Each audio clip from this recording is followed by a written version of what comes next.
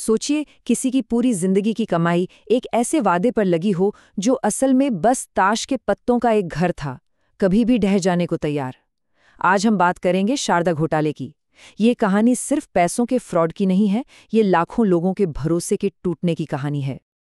एक चाय वाला, एक स्कूल टीचर, न जाने कितनी ही आम लोगों ने अपनी सारी उम्मीदें एक ऐसे सिस्टम में लगा दी थीं जो एक दिन, जैसा हमने कहा, ताश के पत्तों की तरह बिखरना ही था। उन्हें क्या पता था कि उनके सपनों की नींव असल में एक बहुत बड़ी साजिश पर टिकी थी।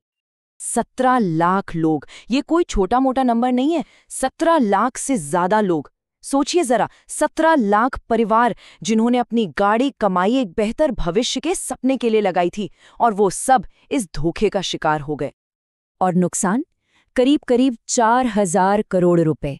ये रकम इतनी बड़ी है कि इसका अंदाजा लगाना भी मुश्किल है कि इसने कितने सपनों को, कितनी उम्मीदों को कुचल दिया होगा।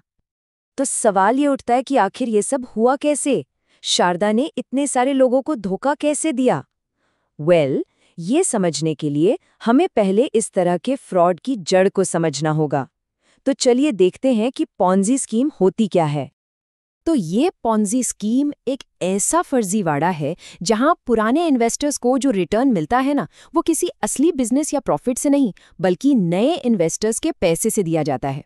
आपको फिर हेरा फेरी का वो सीन तो याद ही होगा, 25 दिन में पैसा डबल। बस ये कुछ वैसा ही है। फर्क सिर्फ इतना है कि असल जिंदगी में इसका अंत हमेशा बहुत बुरा होता है। तो ये जाल बिछाया कैसे जाता है? देखिए, सबसे पहला स्टेप, बड़े बड़े रिटर्न का वादा करके लोगों को लुभाना। फिर स्टेप 2, जो नए लोग पैसा लगा रहे हैं उन्हीं के पैसों से पुराने लोगों को रिटर्न देना। और बस यहीं से झूठे भरोसे का खेल शुरू होता है। पुराने लोगों को लगता है कि स्कीम तो भाई कमाल की है, और वो और लोगों को ले आते हैं। और फिर आखिर में जब नए लोग आना बंद हो जाते हैं तो कैश फ्लो सूख जाता है और पूरा का पूरा सिस्टम ढह जाता है। तो इस पूरी साजिश के पीछे कौन था? इस कहानी का मास्टरमाइंड था सुदीप्त सेन। चलिए जानते हैं इसके और इसके तरीकों के बारे में। सुदीप्त सेन ये वो शख्स था जिसने 2006 में शारदा ग्रुप शुरू किया। इंटरेस्टिंग बात यह है कि इसका असली नाम था शंकरादित्य सेन, और इसका अतीत भी काफी, कह सकते हैं, धुंधला था। 70 के दशक में इसका नाम नक्सली आंदोलनों से जुड़ा था और ये जेल भी गया था। और इस पूरे खेल में उसकी सबसे बड़ी राजदार थी देवजानी मुखर्जी, जो एक रिसेप्शनिस्ट से शुरू करके उसकी राइट हैंड बन गई थी। अब ये पूरा घोटाला एक बहुत ही सिंपल से फाइनेंशियल शब्द के पीछे छिपा था। चलिए इसे एक आसान से एग्जाम्पल से समझते हैं। मान लीजिए किसी ने एक स्कूल को पैसे उधार दिए और बदले में स्कूल ने अपना प्लेग्राउंड गिरवी रख दिया। तो ये हुआ एक सिक्योर्ड बॉन्ड। पैसा नहीं मिला तो प्लेग्राउंड उसका। लेकिन डिबेंचर में ऐसी कोई गारंटी नहीं होती, वो बस एक वादा होता है। और शारदा ने लोगों को बस यही एक खोखला वादा बेचा था। तो शारदा का तरीका क्या था? देखिए, वो दावा करते थे कि वो सिक्योर्ड डिबेंचर्स और बॉन्ड्स बेच रहे हैं, लेकिन सच तो ये था कि सारे डॉक्यूमेंट्स नकली थे और सेबी से कोई अप्रूवल था ही नहीं। अब इस झूठ को घर घर तक पहुंचाने के लिए उन्होंने एजेंट्स की एक पूरी फौज खड़ी कर दी, और इन एजेंट्स को दिया जाता था 20 से 40% तक का कमीशन। अब इतना जबरदस्त कमीशन मिलेगा तो एजेंट तो लोगों को इन्वेस्ट करने के लिए मनाएंगे ही, है ना? लेकिन देखिए, सिर्फ पैसों का वादा काफी नहीं होता। इस घोटाले की असली ताकत थी भरोसा। तो चलिए अब ये देखते हैं कि कैसे शारदा ने धोखे का एक ऐसा साम्राज्य खड़ा किया जिसकी नींव भरोसे पर टिकी थी। सेन ने ना भरोसे का एक पूरा जाल बुना था। सबसे पहले तो उसने अपनी कंपनी का नाम बंगाल की एक बहुत ही पूजनीय आध्यात्मिक हस्ती शारदा देवी के नाम पर रखा। फिर एक्टर मिथुन चक्रवर्ती को अपना ब्रांड एम्बेसडर बना लिया। इतना ही नहीं, दुर्गा पूजा जैसे बड़े त्योहारों और लोकल फुटबॉल क्लब्स को स्पॉन्सर किया, एम्बुलेंस सर्विस चलवाई। और इन सबसे ऊपर कहानी को अपने कंट्रोल में रखने के लिए उसने अपने खुद के मीडिया चैनल्स और अखबार तक खोल लिए थे। लेकिन जैसा कहते हैं ना, झूठ का साम्राज्य ज्यादा दिन नहीं टिकता। बहुत जल्द कानून की नज़र इस पर पड़ ही गई, और यहीं से शुरू हुआ रेगुलेटर्स और शारदा के बीच चूहे बिल्ली का एक लंबा खेल। अब ताश का ये घर हिलना शुरू हो चुका था।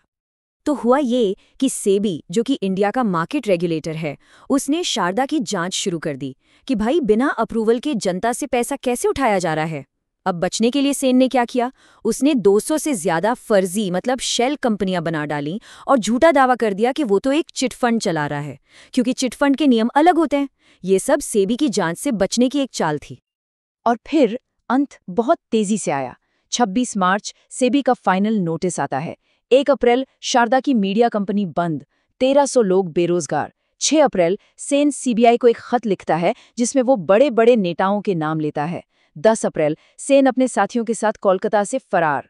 18 अप्रैल उसके खिलाफ अरेस्ट वारंट जारी होता है और आखिरकार 23 अप्रैल को सेन कश्मीर में गिरफ्तार हो जाता है। इस घोटाले के बाद जो हुआ वो सिर्फ पैसों का नुकसान नहीं था, इसका असर इंसानी जिंदगियों पर और बंगाल की संस्कृति पर बहुत गहरा पड़ा। तो सवाल है कि पीड़ितों को वापस मिला कितना? 4,000 करोड़ रुपए के नुकसान के बदले सरकारी रिलीफ फंड से सिर्फ 471 करोड़ रुपए ही लौटाए जा सके। मतलब साफ है, ज्यादातर लोगों को अपनी जिंदगी भर की कमाई कभी वापस नहीं मिली। और जैसा हमने कहा, ये सिर्फ पैसों का नुकसान नहीं था, ये एक परंपरा पर हमला था। देखिए, बंगाल में ना चिटफंड की एक सदी पुरानी परंपरा रही है।